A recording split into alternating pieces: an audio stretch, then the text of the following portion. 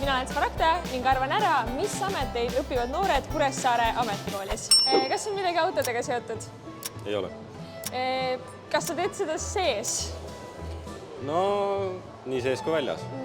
Okei. Kas see on ehitusega seotud? No, võib ka nii öelda. Okei. Kas sa pead kiiverit kandma, kui sa tööd teed? Oleneb tööst.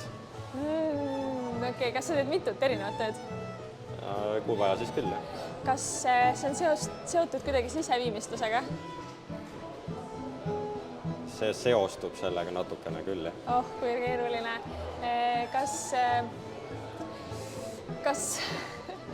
sa teed seda inimeste kodudes või nagu inimeste kodudele? Võin teha ja ei pruugi. Okei. Kas sa pead kaitsevarustust kandma? Mis kaitsevarustust sa pead kandma? Jalanõud. Mille eest sa pead ennast kaitsma? Tööohutus. Okei. Kas puiduga ei ole seotud? On ka puiduga seotud. Kas on keraamikaga seotud? Ei. Ossaraks. Ma ei arva ära seda.